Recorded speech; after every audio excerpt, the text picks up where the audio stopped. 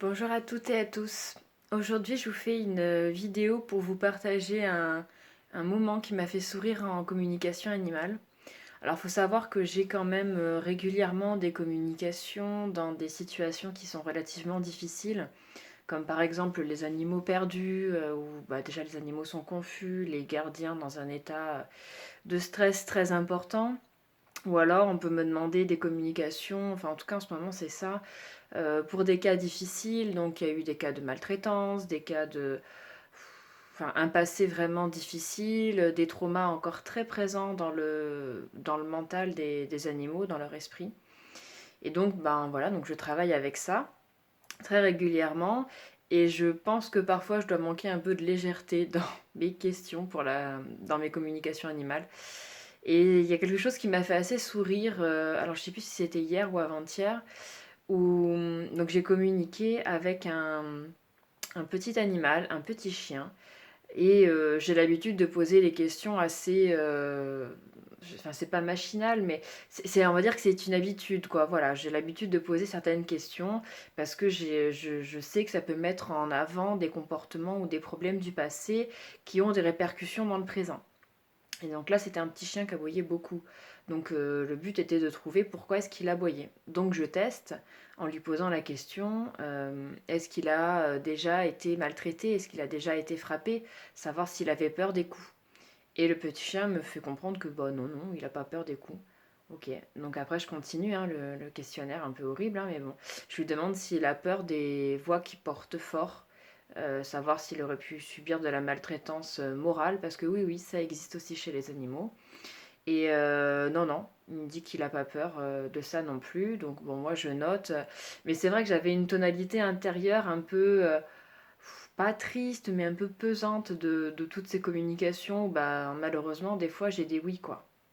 Et donc, ben, là, le petit chien donc, me répond très sagement à non à mes questions, donc ce qui est quand même plutôt une bonne nouvelle. Et ce qui me fait assez rire, c'est que là, je pose pas de questions et ça va être lui qui va être moteur de la petite phrase d'après. Il va me sortir et j'ai même pas peur de ça. Il me montre vraiment l'image de la main où on montre du doigt, comme ça quand on dit c'est pas bien ce que tu fais ou le non. Donc ce petit chat m'a fait très rire. Enfin, je sais pas, ça faisait un peu en sensation comme un gros dur qui, eh ouais, et moi j'ai même pas peur de quand on me fait comme ça. Pour vous dire à quel point le chien, bon, il n'est pas maltraité du tout, il n'a pas été maltraité, il n'a pas un passé compliqué, et ça a été une petite tonalité légère en fait qui m'a redonné le sourire parce que bon, il a même pas peur du doigt levé. Bon, très bien, j'ai compris. C'est un petit chien qui va très bien.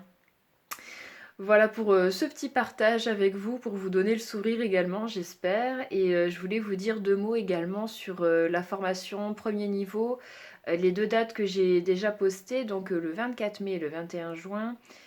Pour vous dire, parce qu'on me pose quelques questions en privé et je me dis que bah, par la vidéo, ça permettra de répondre au plus grand nombre. Alors oui, tout le monde peut avoir accès à cette formation de premier niveau, ce n'est pas un don. Je vais vous donner vraiment la méthode, un protocole en fait qui va vous aider à communiquer donc par vous-même avec les animaux. Et la particularité en tout cas de ma formation, moi je l'ai construite comme ça, c'est qu'en fait, on va ensemble construire le chemin de chacune, alors c'est souvent des femmes, enfin de chacun, de la manière à ce qui est le plus important pour nous et en fonction de nos facilités.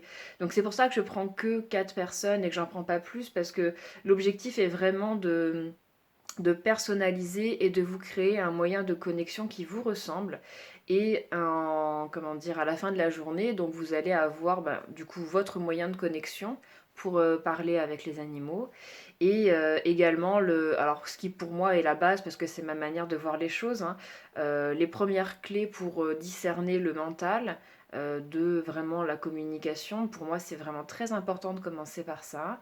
Et puis, quelques petites astuces pour avoir des informations par des biais un peu différents. Voilà.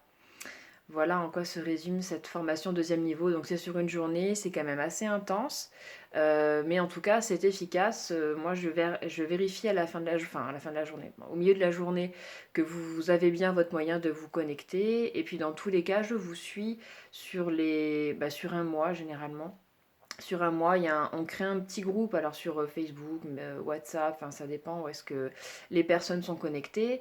Et puis ben moi je vous suis dans vos premières communications pour être sûr que vous n'êtes pas bloqué par quelque chose qui vous découragerait d'aller communiquer parce que au départ il ne faut pas se décourager, c'est pas toujours très facile, mais en tout cas je suis avec vous et il n'y a aucune raison que vous ne réussissiez pas. En tout cas je n'ai pas d'élève qui n'a pas de résultat. Donc voilà. Tout ça pour vous donner le courage et l'envie de persévérer quand vous commencez et ne pas vous, comment dire, vous décourager avant même de vous avoir inscrit parce que si, vraiment, tout le monde en est capable. Voilà. Je vous souhaite une très très belle journée. J'espère qu'en tout cas ma petite histoire du Il n'a même pas peur du doigt levé vous aura fait rire et je vous dis à bientôt.